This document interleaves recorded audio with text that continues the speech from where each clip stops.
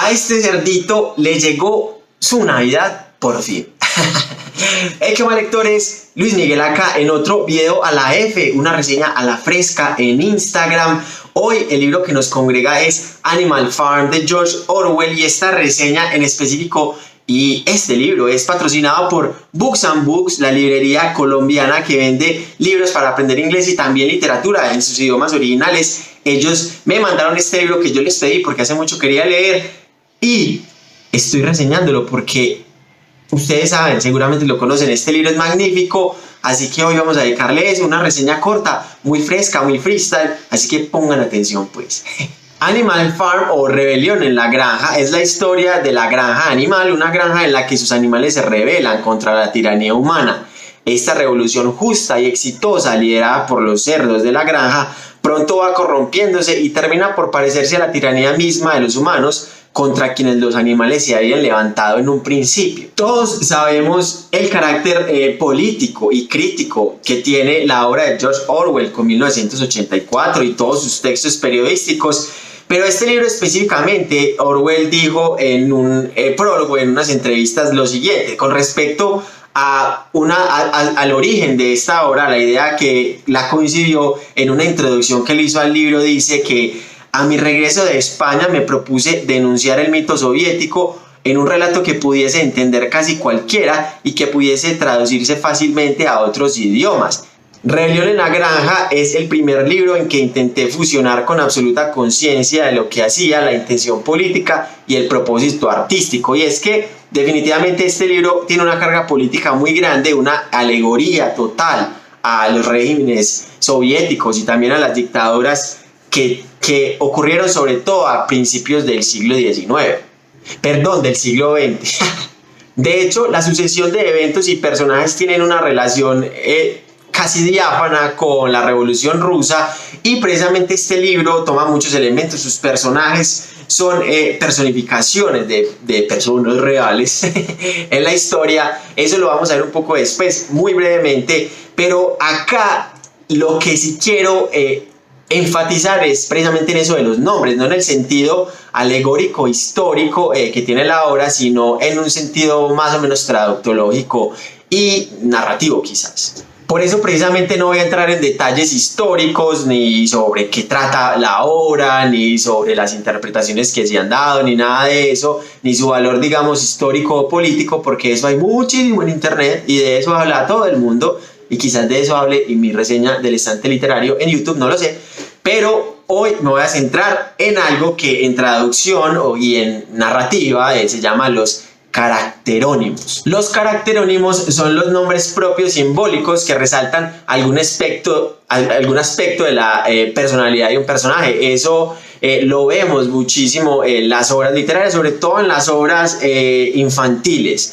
Hay muchos ejemplos que tengo por acá que les voy a contar, algunos de los cuales me surgieron hace rápido, pero eso está lleno de la literatura. Uno de esos es, por ejemplo, Mr. Havisham, que es uno de los personajes de Grandes Esperanzas de Charles Dickens, que más o menos está formado ese apellido Havisham por Have is Sham, que en español sería tener es una farsa, y es que este personaje personifica, digamos, la opulencia y la riqueza que termina, digamos, condenando a la miseria, digámoslo así, a ese personaje que está en esa obra. Por cierto, si ya la leyeron o no, hay una reseña del estante literario en YouTube para que la vean. Un ejemplo muy infantil, claramente, como había dicho, es por ejemplo Snow White, Blancanieves, ¿cierto? Que personifica claramente que Blancanieves era una mujer muy blanca. Otro, por ejemplo, que me gusta mucho y que sé que ustedes también reconocen es Trunchbull, el personaje, la directora de la escuela de Matilda de la obra de Roald Dahl, también una película que todos vimos cuando era pequeño y que es muy buena, que fue traducido en español como Tronchatoro. Trunchbull en inglés está compuesto por trunch, que es golpear con una porra, y bull, toro, bull, sí o qué, Trunchbull. Entonces claramente personifica a ese carácter fuerte y rudo de esa cosa que tenía Tronchatoro, ¿cierto? Otro, por ejemplo, de Matilda también es Miss Honey, que es la profesora, digamos también con una personalidad muy alterna a Trunchbull, que en español es la señorita Miel, claramente porque es meliflua, es muy tierna y muy dulce. Y uno, por ejemplo, muy interesante que me gusta mucho y cuya traducción en español me parece muchísimo mejor que el referente y que la palabra en inglés es los personajes de Harry Potter, los Death Eaters, que son los mortífagos. Death es muerte, Eaters es comelones o fagos, como sería más con la raíz latina, y el traductor muy sabiamente lo tradujo como mortifagos, ¿cierto? Los que comen la muerte, ¿cierto? Muy interesante la traducción, buenísima, y claramente pues refleja esta personalidad o el carácter o la función de los mortífagos en la obra de Harry Potter. Pero volviendo al tema, entonces estamos acá por Animal Farm, por Rebelión en la Granja, que por cierto sería muy interesante saber esa estrategia, o sea, en qué momento el traductor dijo, uy, no va a ponerlo Granja Animal, sino que lo va a poner Rebelión en la Granja. Claramente porque es más impactful, es más fuerte, es más impactante, un título más llamativo que Granja Animal. Entonces creo que muy buena traducción, entre otras cosas porque rebelión en la granja es lo que ocurre en el libro, es una rebelión. Entonces bueno, vamos a ver con un personaje que para mí fue el favorito en el sentido de su función en esta narración y también su representación en lo real, de eso sí vamos a hablar un poquito en este caso, y es Squealer, que en español fue traducido como chillón.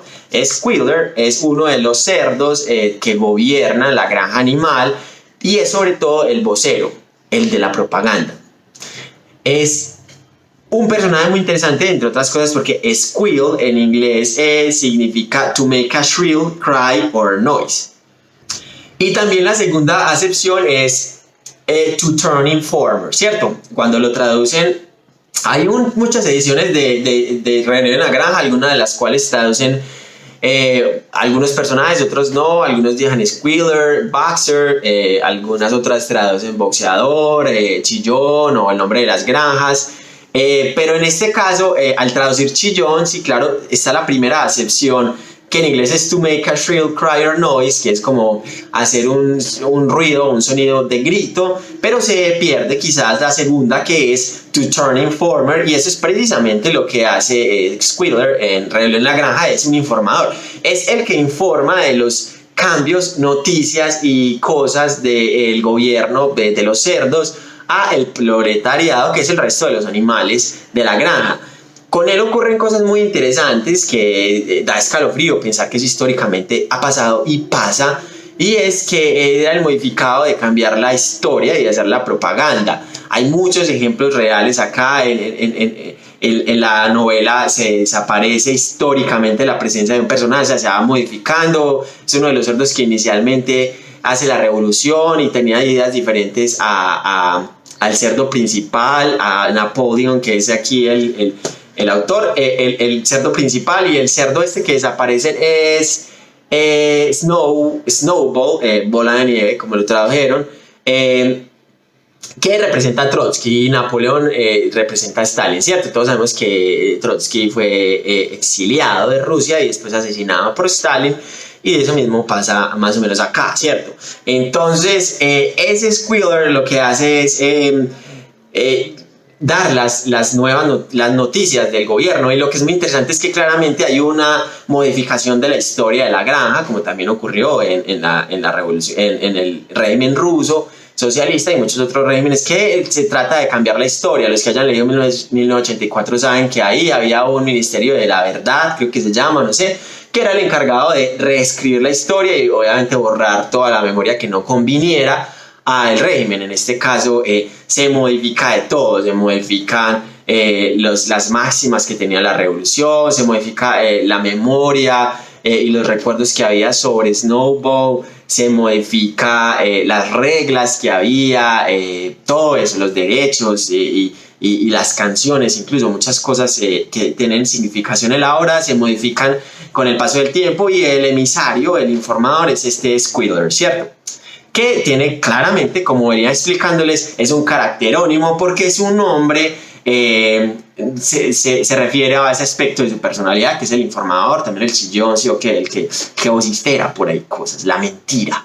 Dicen que este personaje, el Squealer, personifica a Vyacheslav Molotov, que era el jefe de propaganda del Partido Comunista de Stalin, que es personificado en la historia por Napoleón, Y es posible que Squealer también sea una representación del diario Pravda, que era el periódico soviético de propaganda de Stalin, que entre otras cosas era muy popular entre el proletariado ruso, que es representado en esta historia como el resto de los animales. Sobre todo como Boxer, que es el caballo, boxeador, que era el más trabajador de todos, ¿cierto? Y se hacía partir el lomo trabajando. Bueno, eso es todo lo que les quería decir de Animal Farm. Claramente es un libro buenísimo, a mí me gustó mucho, yo le doy un 5. Parece muy exagerado, porque yo casi nunca le doy un 5 a un libro, es que tiene que ser una obra maestra, y en realidad creo que esta es una obra maestra en el sentido en que artísticamente, como dice Orwell, logra conjugar una historia muy interesante, una historia muy divertida, humorística, trágica también, y claramente tiene su base en esa verdad histórica y real que vivimos en el mundo, y es estos asuntos de la manipulación de los partidos, de la clase gobernante para llegar y perpetuarse en el poder. Entonces, para mí es un rotundo 5 de Animal Farm. Cuéntenme ustedes si ya lo leyeron, qué opinan de este libro. Si, pues yo claramente por eso no iba a ser lo que casi todo el mundo habla, que es ese asunto histórico. Quise más enfocarlo con respecto a los caracterónimos. Cuéntenme eso, ¿cómo les parece? Cuéntenme qué caracterónimos recuerdan ustedes en la literatura o saben.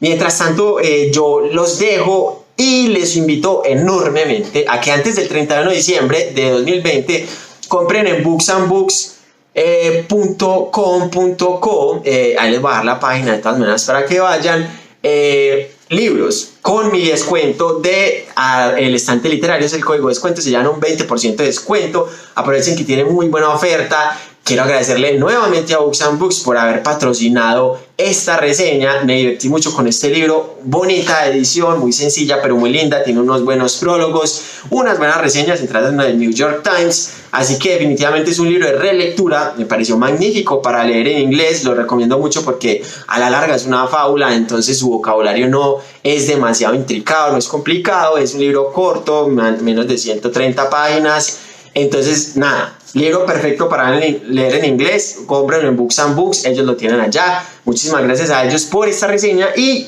yo los dejo hasta una próxima reseña a la F acá en Instagram. Chau.